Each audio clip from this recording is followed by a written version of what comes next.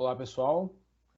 Sejam bem-vindos ao primeiro semestre de 2022, na disciplina de Administração Mercadológica do curso técnico em Administração ProEja. O meu nome é Darcy de Borba, nós ainda não nos conhecemos, eu sou novo no IF, assumi agora em março a vaga de professor substituto de Administração e, enfim, e entre outras disciplinas estou encarregado aí neste semestre da disciplina Administração Mercadológica. Aqui um breve sumário do que eu pretendo trazer hoje para a nossa discussão, para essa nossa primeira aula, tá? Em primeiro lugar, nós vamos falar um pouco sobre as situações ali contingenciais das aulas, algumas orientações que existem agora para o mês de março, como que nós vamos conduzir os trabalhos, tá?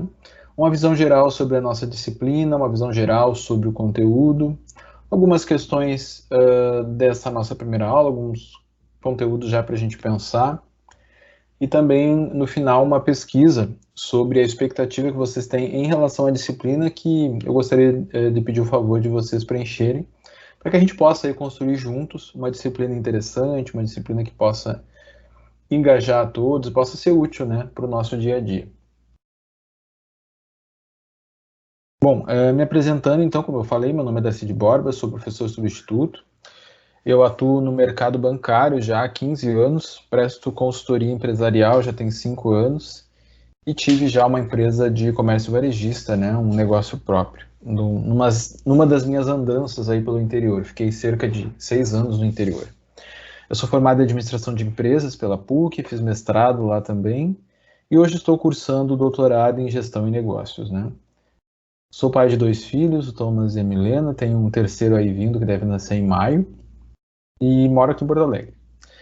Bom, em relação às redes sociais, eu não decidi no ano passado excluir as minhas redes sociais, né, as contas das redes sociais, Facebook, Instagram. O TikTok eu já não tinha, né, não tenho mais idade para isso, mas continuei com o LinkedIn e o WhatsApp. E o Lattes, né, que a gente precisa ter por conta da academia.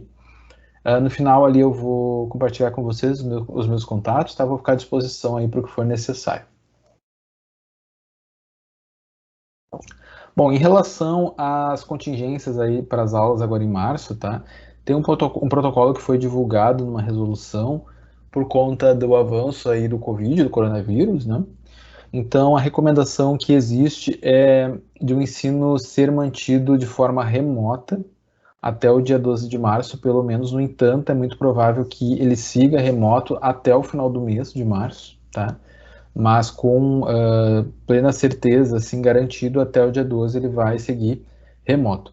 A recomendação que nós recebemos é que as aulas sejam assíncronas. O que isso quer dizer, né? Nós vamos ter atividades para fazer de forma online, atividades no Moodle, tá? Provavelmente, e nós não vamos ter encontros assim ao vivo, né? Com videoaula, enfim, e também não vamos ter aulas presenciais, tá? Essa é a previsão, pelo menos.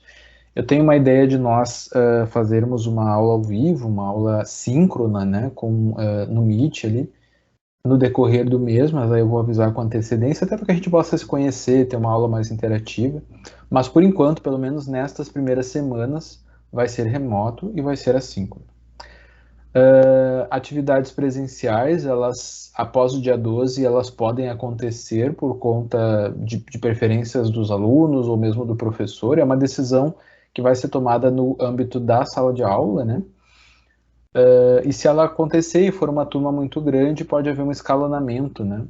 Mas é muito provável que a gente não vá ter atividades presenciais, pelo menos em março, tá? Nós devemos seguir com aulas remotas e de preferência assíncronas aí pelo menos nesses primeiros dias. É importante vocês ficarem atentos aos comunicados da universidade, né? Por e-mail ou no site lá da universidade, nas notícias. Eu também ali vou ficar à disposição através dos meus contatos para passar alguma orientação à medida que eu for também sendo informado, tá? Mas o que nós temos de informação por enquanto é isso. Bom, uma visão geral da nossa disciplina. Então, a disciplina de administração mercadológica, ela tem 2 créditos, né? São 33 horas aulas, toda sexta-feira, das 19 às 20h40. Estão previstas, então, atividades remotas, síncronas e presenciais, as presenciais, obviamente, depois do período de contingência, tá?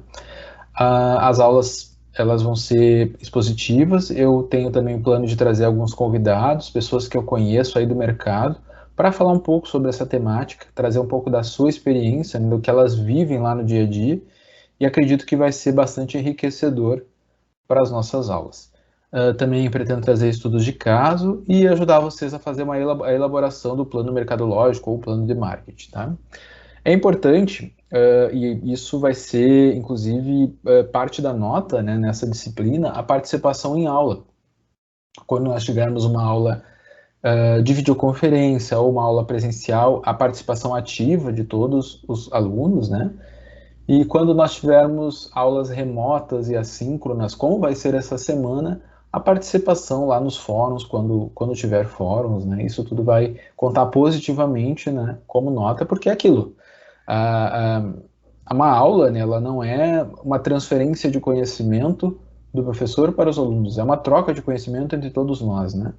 Então, à medida que os alunos participam também de forma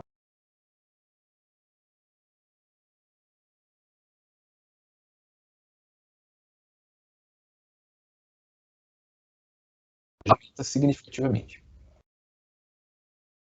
Bom, uma visão geral sobre o conteúdo que nós pretendemos trabalhar nessa disciplina. Nós vamos falar sobre o planejamento de marketing, planejamento mercadológico, como que eu analiso as tendências, a concorrência, produto, mercado. Vamos olhar um pouco para o nosso consumidor, como ele se comporta, quais são os papéis que ele executa e como esses papéis significam coisas diferentes no nosso planejamento de marketing, quais influências ele recebe, quais influências ele produz, como acontece o processo de decisão e como a gente trabalha o pós-compra, né? Depois que o cliente comprou, fez negócio conosco, como eu fidelizo ele, como eu trato esse pós-venda. Vamos falar um pouco também sobre segmentação, que é uma temática super relevante, né, em termos de plano de marketing, que é justamente eu pegar o meu mercado-alvo e dividir ele, segmentar com características diversas, sejam geográficas, psicográficas, demográficas, né? E para que eu possa ter uma atuação mais profunda nesse mercado a partir dessa segmentação. Então, de uma forma geral, são esses três temas-chave, são esses três pilares, tá? Bom, nos próximos slides, nas próximas telas, eu vou detalhar um pouco mais o que nós temos assim previsto. Na verdade, não é bem previsto, o que nós temos assim no escopo desta disciplina. Por que eu digo que na verdade não é previsto, tá? Porque assim, a disciplina de administração mercadológica, ela tem bastante conteúdo, a nossa ementa ela é bastante robusta, tá? E nós temos um tempo curto, é uma aula de 2 créditos só, né? É metade da noite só que nós vamos ter. E ainda tem alguns feriados aí no meio desse caminho. Então, assim, nós vamos provavelmente selecionar o que é mais importante e o que vai agregar mais valor para a turma dentro desse universo de temas que nós podemos trabalhar dentro da administração mercadológica. E como é que nós vamos decidir o que é mais importante? A partir, uma das ferramentas que nós vamos utilizar vai ser a pesquisa que eu comentei no início da aula e que vai estar disponível no final desta aula para que vocês preencham. Então é importante que vocês preencham a pesquisa para que eu possa entender quais são as necessidades de conhecimento que vocês têm, para que eu possa adequar isso ao escopo da disciplina e vocês saírem no final desse semestre com aquela sensação de que valeu a pena, que de fato eu aprendi algo relevante, né? Então, vou depender muito da participação ativa de vocês para poder fazer essa construção. Bom, a nossa primeira temática-chave é a evolução do marketing, né, onde se prevê a gente dar uma olhada nesse conceito de marketing, as diferentes eras que resultaram, né, nesse ambiente, nessa necessidade de marketing que nós temos hoje, desde a era da produção, a era de vendas, até nós chegarmos à era do marketing. Alguns problemas fundamentais que são ligados à administração mercadológica, como o ciclo de vida dos produtos mais curtos, a fragmentação do mercado, o aumento dos custos de marketing e a imensa quantidade de variáveis interrelacionadas que, num certo nível, num certo grau de complexidade, acabam dificultando um pouco o nosso trabalho de marketing, né? Porque a gente, às vezes, fica com dúvidas em relação ao que é mais importante, o que mais impacta na decisão do nosso público-alvo. o próximo tema nós vamos falar daí um pouco sobre planejamento de marketing, análise da situação, resumo de mercado, né? Isso é uma coisa que é negligenciada e é muito importante, eu resumir o meu mercado, né? Ou seja, eu tenho um produto X e eu quero encaixar ele em determinado nicho. Quais são as características fundamentais desse nicho, desse mercado que eu quero operar? E o resumo de mercado ele nos ajuda a ter essa simplificação, poder entender esse movimento maior com poucos itens ali, né, de uma forma resumida mesmo. Vamos dar uma olhada também nas necessidades do mercado, como eu faço para saber que necessidades o mercado tem, quais tendências o mercado está seguindo, para que lado esse mercado está crescendo, como eu analiso a minha concorrência e como eu percebo se o meu produto, de fato, ele está preenchendo uma lacuna que existe no mercado, né?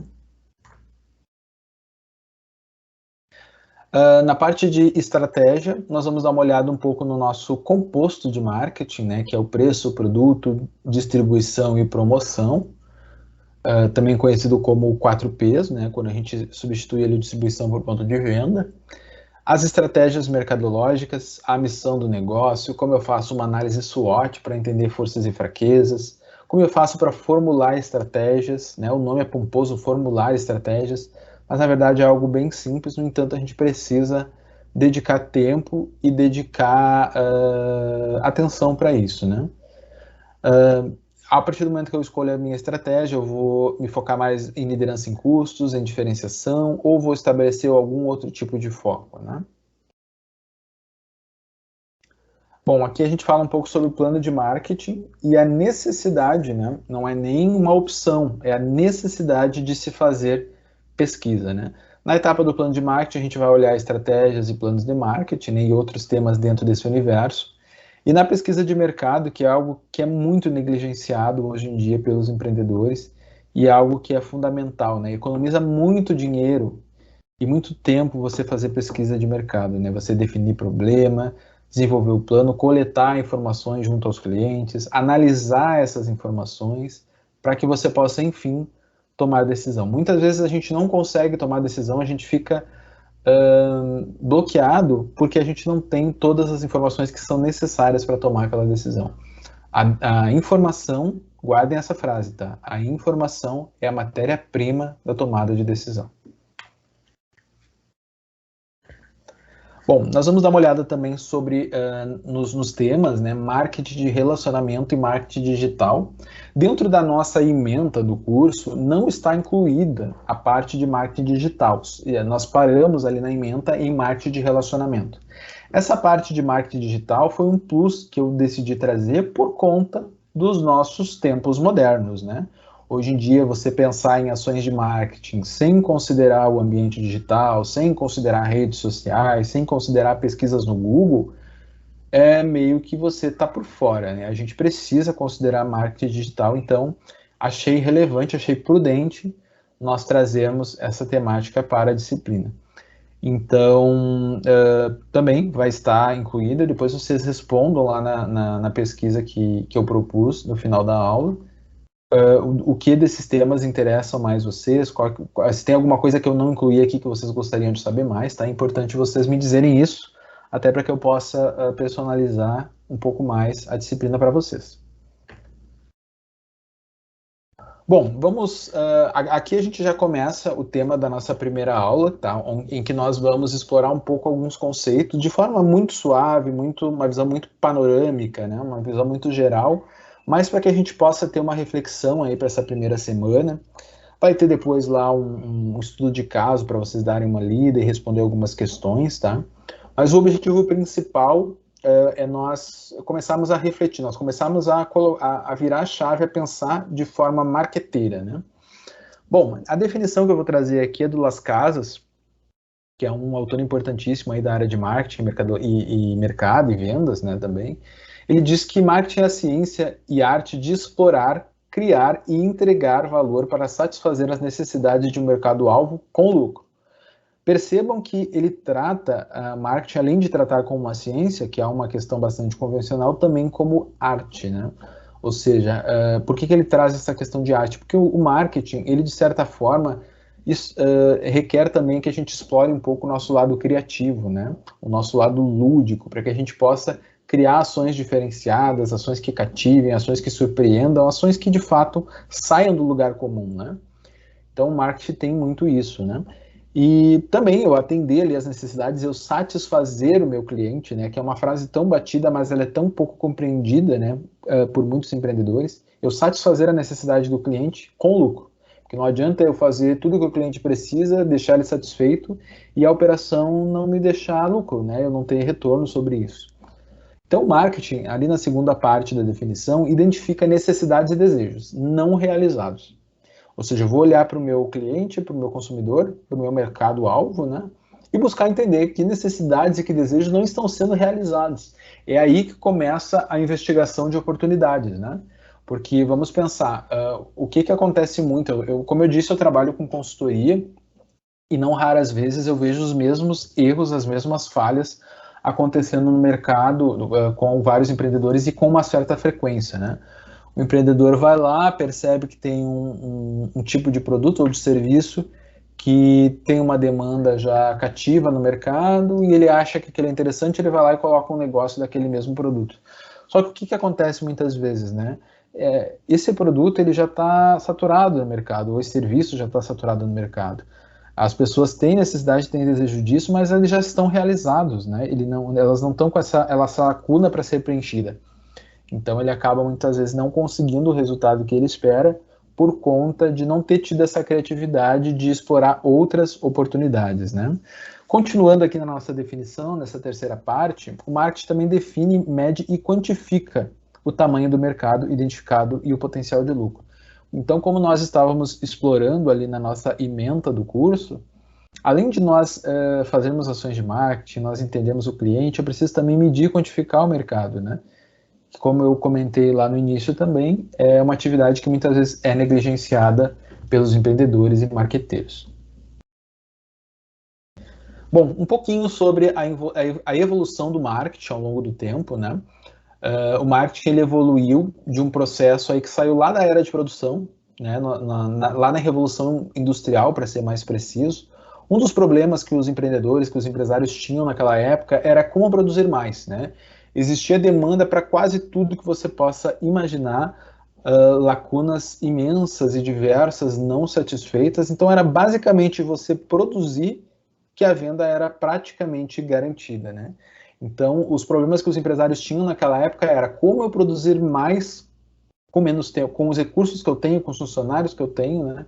Nessa época, lá na época de Fayol, de Taylor, né? Ganhou muito espaço as análises de tempo de produção, de balanceamento de produção, né? Justamente para gerar essa maior produtividade, sempre, né? Buscando o menor custo possível. Com o tempo, as técnicas de produção começaram a ser aprimoradas, a produção já não era mais um problema, a gente conseguia produzir praticamente qualquer coisa em larga escala e em uma boa quantidade. E aí começou a sobrar produto.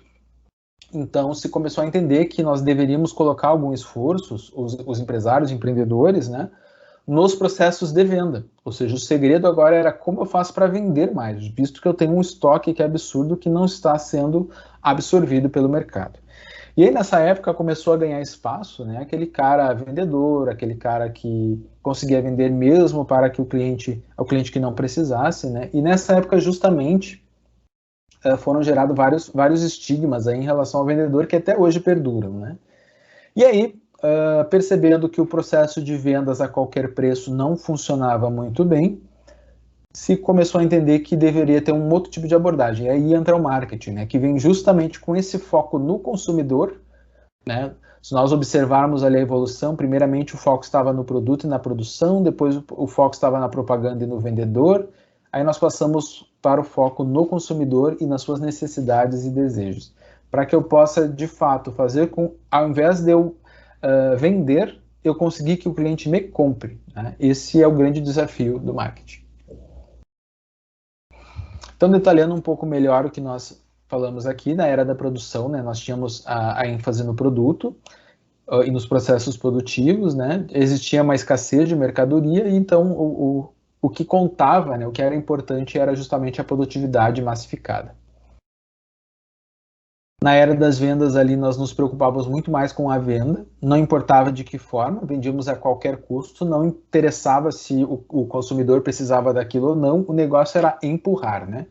Até hoje vocês devem estar pensando e dando uma risadinha aí que isso acontece ainda, né?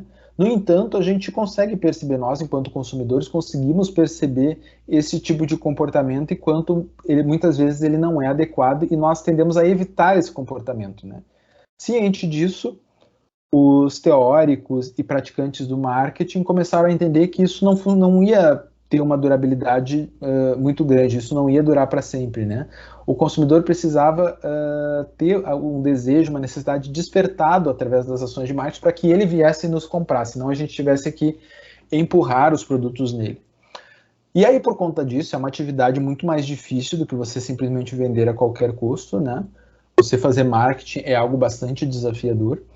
E nós temos aqui pelo menos cinco desafios que se apresentam para os profissionais de marketing e os empresários hoje no nosso dia a dia.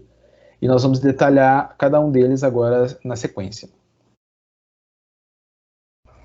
Bom, os problemas relacionados à administração de marketing, eles na verdade se confundem um pouco com os problemas do negócio em si, né? Até porque as atividades de marketing, elas de certa forma se confundem um pouco com as atividades de outras áreas do negócio, né? Nós tínhamos algum tempo atrás uma frase que era bastante utilizada, né? Que a propaganda é a alma do negócio. Guardadas as devidas proporções e as questões contextuais, hoje em dia não se aceita mais essa frase, né, como uma verdade. Hoje se pensa muito mais no negócio como alma da propaganda. O que isso quer dizer? De nada adianta eu ter uma propaganda bonita, eu ter uma proposta atraente nas redes sociais, eu ter uma imagem pública perfeitinha, né? Se lá no dia a dia da minha empresa eu não tenho um atendimento bom, eu não tenho um produto bom, eu não tenho um pós-venda, eu não tenho uma operação sustentável, eu não sou justo e ético e honesto com os meus empregados, enfim.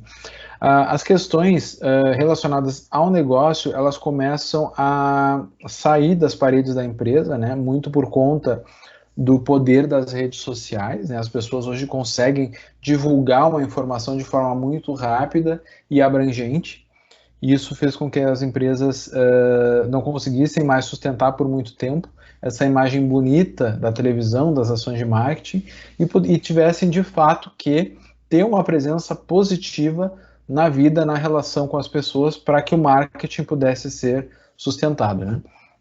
Então, essa questão do negócio estar ok para que as ações de marketing façam sentido tem sido muito falado hoje em dia e é uma tônica relevante que a gente precisa considerar. Além disso, nós temos outras questões também que podem ser trazidas, como, por exemplo, os períodos de ciclo de vida dos produtos cada vez menores, né? Ou seja, as coisas mudam muito rápido, as necessidades mudam mais rápido ainda, e os produtos eles vão se tornando descartáveis, né? Um produto que hoje faz muito sucesso, daqui a pouco ele pode não fazer mais, tem um substituto, tem uma nova versão, e as pessoas querem também novidades, e as inovações não param, e tem obsolescência programada, e tem um aumento de opções, e isso tudo começa a deixar esse negócio complexo, né? E o ciclo de vida dos produtos acaba ficando cada vez menor, e eu preciso estar sempre investindo em pesquisa, em inovação, em criar coisas novas para que eu possa acompanhar esse mercado efervescente. Outra questão também é a própria curva de aceitação de inovação, né? Dado que as inovações elas não necessariamente são automaticamente aceitas, né? Eu preciso considerar um tempo de maturidade, um tempo de aceitação.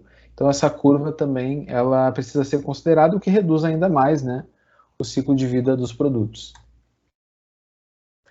A constante fragmentação do mercado, ou seja, dado que a concorrência aumenta, a competição está acirrada, novos grupos de consumidores são criados a todo momento, as pessoas se agrupam em grupos por preferências, por identificação social, eu preciso buscar atender, né, algum nicho de mercado ser relevante de alguma forma, né? E muitas vezes quando o mercado de massa ele já está muito povoado, ele já está muito abarrotado de concorrentes, né? Eu preciso buscar um segmento em que eu possa me aprofundar e ser relevante.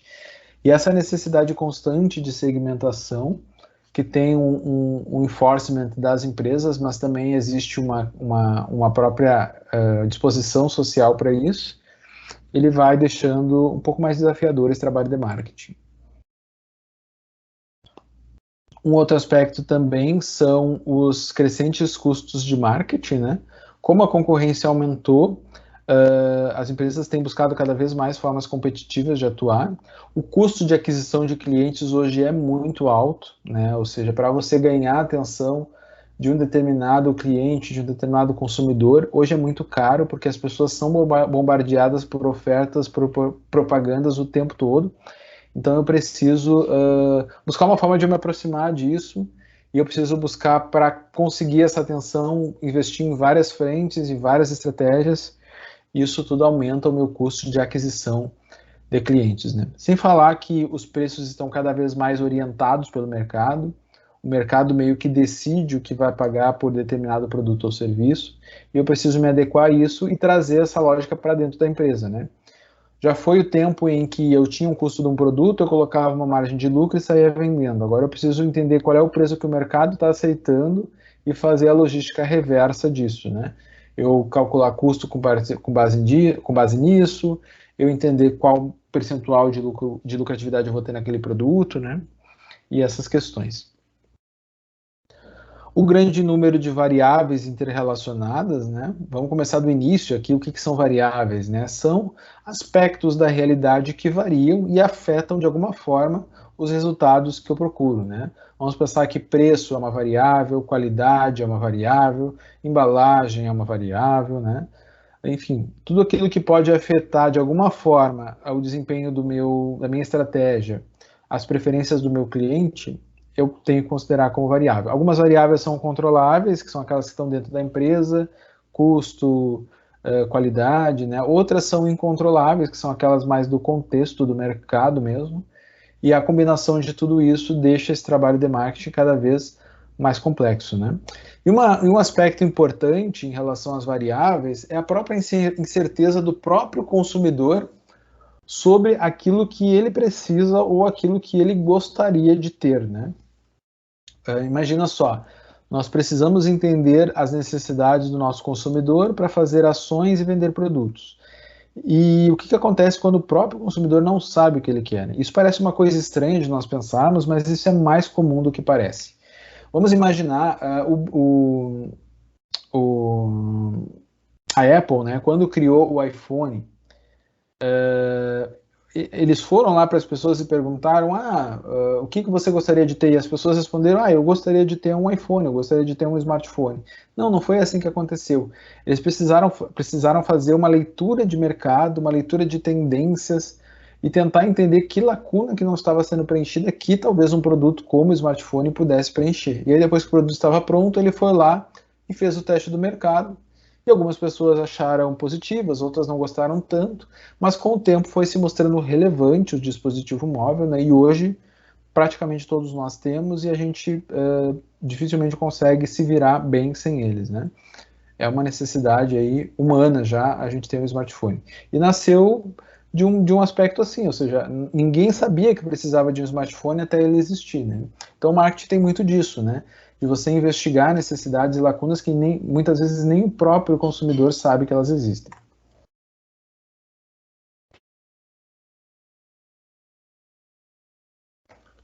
Bom, nós vamos seguir então nosso conteúdo aqui dando uma olhada nas ações de marketing, um overview sobre as ações de marketing, né? Um spoilerzinho aí para vocês poderem já ter um gostinho daquilo que nós vamos ver durante essa disciplina.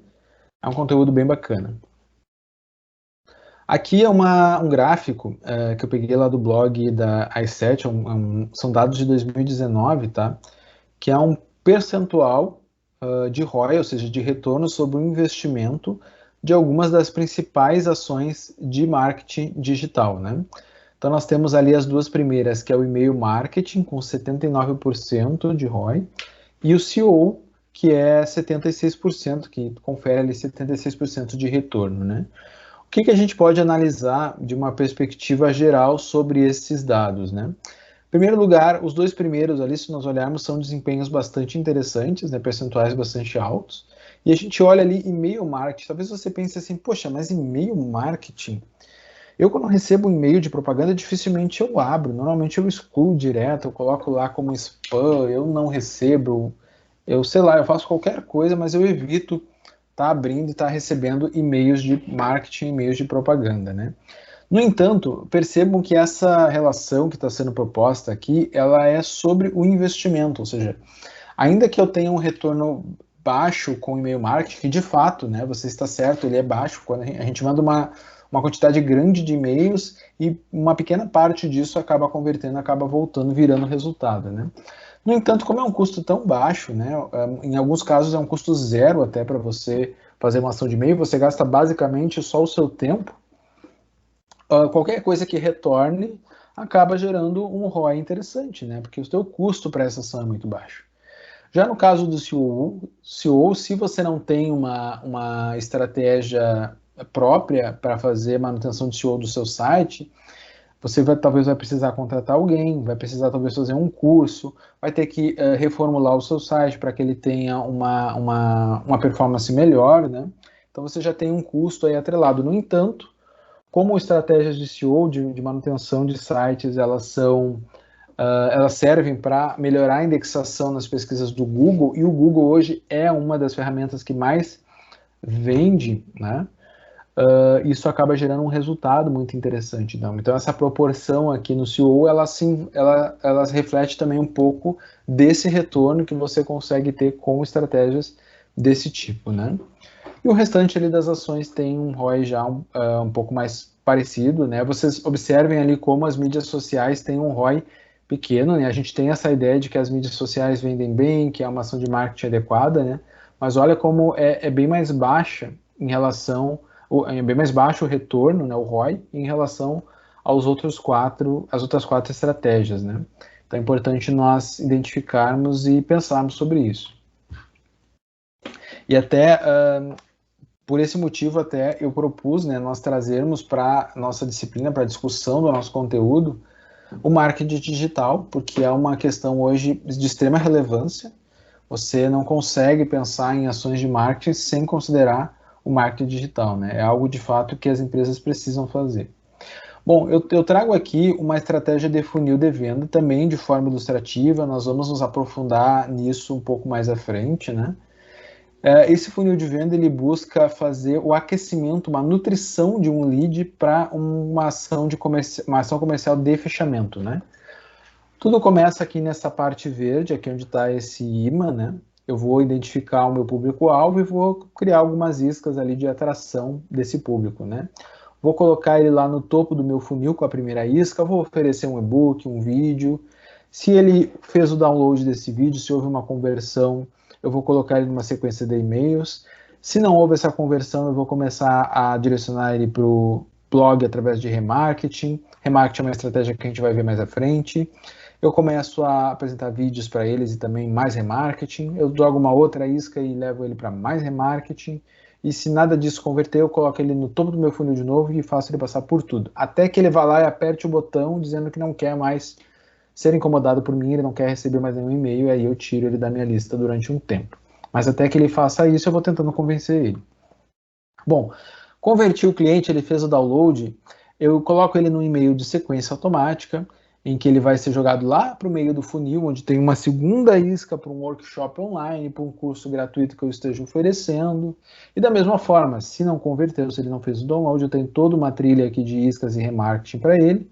Se ele fez o download, eu coloco ele numa sequência de e-mails, aí uma sequência já um pouco diferente, onde eu vou apresentar quebra de objeções, cases de sucesso que eu eventualmente tenho. Aqui nós já estamos no fundo do funil. E se isso não for suficiente para converter, eu entendo que esse lead, esse prospect talvez não seja interessante para o meu negócio. Se eu conseguir converter ele, eu conseguir que ele avance no meu funil, aí sim eu vou colocar ele em contato com um vendedor para de fato fazer o fechamento.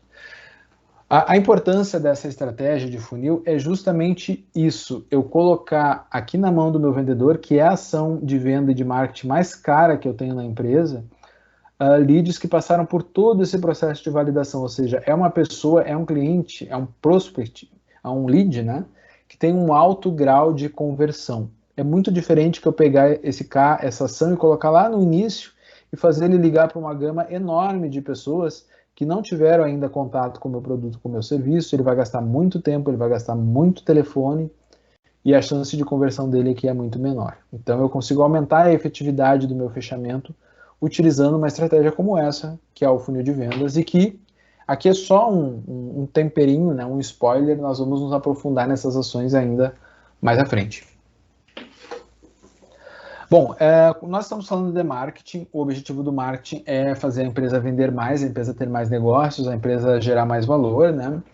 E se o marketing não consegue fazer isso, uma das consequências possíveis é essa empresa fechar, né? Então nós vamos falar aqui sobre uma pesquisa que o Sebrae nos traz sobre mortalidade de negócios. Vamos falar de forma bem rápida aqui, esse conteúdo a gente costuma ministrar ele nas aulas de empreendedorismo, mas eu achei relevante nós pensarmos sobre isso aqui nessa disciplina de marketing, até porque nós estamos num curso de técnico em administração, né? E o métier do administrador, do técnico de administração, é justamente o cuidar de empresas. Esse dado do Sebrae nos diz que no quinto ano de vida, a cada 10 empresas que chegam ao quinto ano de vida, 6 delas vão encerrar, vão fechar, e apenas 4 vão continuar. E um dos principais motivos para que isso aconteça é a falta de capital de giro, seguida dos altos impostos e da falta de clientes e da falha de análise de concorrência. Tá? Por trás de tudo isso aqui tem uma coisa chamada planejamento, né? Se eu não planejei, eu não consigo saber o capital de giro que eu vou precisar. Se eu não planejei, eu não vou entender os tributos que eu tenho que pagar. Se eu não planejei, eu não vou saber qual é o mercado e se o mercado é suficiente para a recorrência de vendas que eu preciso, né? E também se aquele mercado não está com uma concorrência já muito grande e existe sobreposição e talvez não tenha espaço para minha empresa nesse ramo. Então, tudo isso aqui, na verdade, o que tem por trás desses principais motivos é uma coisa chamada planejamento. E é uma coisa que a gente vai falar bastante no decorrer dessa disciplina sobre planejamento. O planejamento é a essência do trabalho do administrador, né? É a forma como nós melhoramos a qualidade do que nós fazemos. Então, é importante que a gente possa planejar, pensar as coisas antes de fazer. Alguns motivos que o Sebrae nos traz para que agravam essa situação, ou seja, que levam essas empresas a fechar.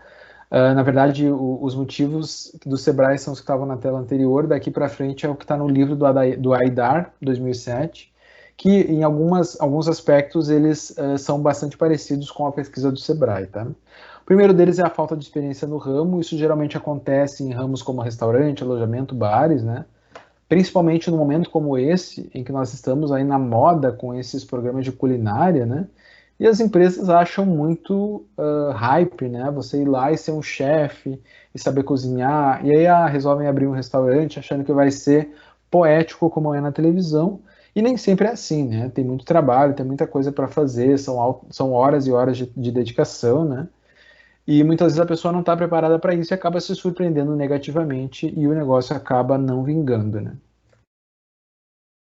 Outro aspecto também que nós comentamos lá é a falta de planejamento no estudo, né? E aqui vocês percebam que nessas falhas que estão aqui na parte direita da tela, falhas de análise que costumam ocorrer, né? Todas elas são relacionadas com marketing. Escolha do ponto é uma decisão de marketing, estudo da concorrência é trabalho de marketing, estudo de mercado, projeção de produtos e serviços e política de preço. O mais estranho aqui para vocês possa parecer, de repente, a escolha do ponto. A escolha de ponto é um trabalho de marketing. Você não deve escolher ponto pelo valor de aluguel, pela proximidade em relação à sua casa, se o prédio é bonito, se é novo, se é velho. Você tem que escolher ponto de acordo com as variáveis que você precisa para o negócio que você está propondo, né? Se existe fluxo de clientes, se está próximo do público que você precisa, se existe sinergia com outros negócios que eventualmente estejam na mesma praça, né? Tudo isso é decisão de marketing. Outra questão também que é importante nós olharmos e que está no livro do Aidar são os principais aspectos que os empresários desconhecem quando vão ter um negócio, quando vão abrir um negócio, e muitos deles estão relacionados com marketing, tá? Qualificação necessária da mão de obra, número de clientes, número de concorrentes, localização, aspectos legais do negócio, informações sobre os fornecedores, investimento necessário para o negócio. Vocês vejam, desses 7 itens, deixa eu ver, 4 deles são relacionados com marketing. Dos 7 itens principais que os empreendedores desconhecem, que os empresários desconhecem, estão relacionados com marketing. Outro aspecto que costuma levar as empresas fecharem, né, é a falta de dedicação ao negócio. O empreendedor vai lá e abre uma empresa, muitas vezes mantendo o seu emprego atual, e sem ter um outro sócio ou uma administração profissional para dar o suporte, acaba dividindo o seu tempo, tendo uma atuação parcial lá nesse negócio, e o que acontece é que o negócio não vinga, né? Porque já tem aquela frase, né? É o olho do dono que engorda o gado. Então, o empreendedor, o empresário, a pessoa que colocou o seu capital de risco lá, precisa estar acompanhando o negócio para que ele possa ter chances aí de sucesso, né? E existem algumas estratégias, caso você não tenha esse tempo disponível, que é você ter um sócio que possa se dedicar, uma administração profissional, negociar uma licença no seu emprego atual, né? Mas você precisa fazer alguma coisa. Essa questão de ter essa vida dupla, essa vida dividida, em grande parte das vezes não dá certo. Falta de administração do fluxo de caixa, que isso nós já comentamos lá no início, né? O empresário não entende questões de estoque, fluxo de pagamentos, fontes de capital de giro, e isso acaba sendo um problema. Disponibilidade de capital e tamanho, né? A grande parte dos empresários brasileiros usam recursos próprios, né? Seguidos ali dos que tomam empréstimos, usam cheque especial e cartão, mas a maior parte usa recursos próprios. E é o que acontece? Muitas vezes ele não tem todo o capital que é necessário, todo o capital suficiente, né, para levar adiante a sua empreitada. E aí acaba que ele não consegue muitas vezes crescer, ele não consegue se manter no mercado porque falta capital para investir, crescer e acompanhar a concorrência. Outra questão também que surge no livro do Aidar são os conflitos internos, né? Isso está bastante ligado a empresas familiares, quando você trabalha com parentes, né? Acaba se guiando aí por decisões não profissionais, confundindo os papéis dentro da empresa, priorizando aspectos emocionais em detrimento aos racionais, né? E isso tende a criar aí muito atrito, desviar as pessoas do propósito do negócio e tende a dar bastante problema, né? A idade do negócio também é um fator de risco, né? Existe aí um tempo para que a empresa possa maturar, um tempo de vida que ela precisa ganhar experiência, ganhar mercado, e muitas vezes, por não ter o capital suficiente ou por não ter a paciência que é necessário, o empreendedor acaba abandonando o negócio nesse período, né? E algumas estratégias para contornar isso é se associar a incubadoras, ter dimensionado já o investimento que você vai precisar para esse período, dentro do que você vai investir no negócio, né? Estabelecer parcerias que possam compensar essa falta de experiência, negócios que já estejam no mercado, que você possa agregar algum valor, enfim. Bom, o nosso conteúdo da aula, ele fica por aqui. A ideia era só a gente dar um tempero, assim, dar uma dimensão do que nós temos pensado aí para a disciplina. Vou pedir que vocês respondam depois a pesquisa e me digam o que vocês gostariam de ver com mais profundidade nessa disciplina, alguma coisa que talvez eu não tenha mencionado, que vocês gostariam que tivesse presente, e eu vou fazer um esforço aí para que a gente possa trabalhar aquilo que vocês pedirem e deixar essa disciplina com a cara de vocês, com o conteúdo que de fato vocês vão precisar aí no seu dia a dia. Para complementar o nosso aprendizado, tem um estudo de caso na página da aula. Eu não sei se vocês estão acessando isso pelo Moodle ou se vocês receberam pelo e-mail, porque nesse momento, no momento que eu estou gravando esse vídeo, eu ainda não tenho acesso ao Moodle. Vou fazer o esforço possível para colocar isso lá no Moodle para vocês. Mas na página em que vocês estão acessando esse conteúdo, tem um estudo de caso que eu gostaria que vocês lessem e respondessem 3 perguntinhas que tem lá no final. Não precisam me enviar essas respostas nesse primeiro momento. Essas questões são mais para reflexão mesmo, para que a gente possa começar a se impregnar desse pensamento de marketing, né? e poder emergir aí na nossa disciplina e poder ter grandes aprendizados. Bom, fica um reforço aqui para a pesquisa, preencham na pesquisa porque é importante, tá? E no final aqui eu vou deixar os meus contatos do meu LinkedIn, o WhatsApp, o e-mail, caso vocês queiram tirar alguma dúvida, interagir comigo de alguma forma. O link para a pesquisa que eu comentei também está aqui. Vai estar aí também, eu vou colocar esses slides nessa página em que vocês estão acessando o conteúdo em PDF, então vocês vão poder acessar o link diretamente aqui. Deixo também as referências do material que nós utilizamos nessa aula. Bom, da minha parte, pessoal, é isso, é o que nós temos para hoje. Vou pedir que vocês façam então aí as atividades que foram sugeridas.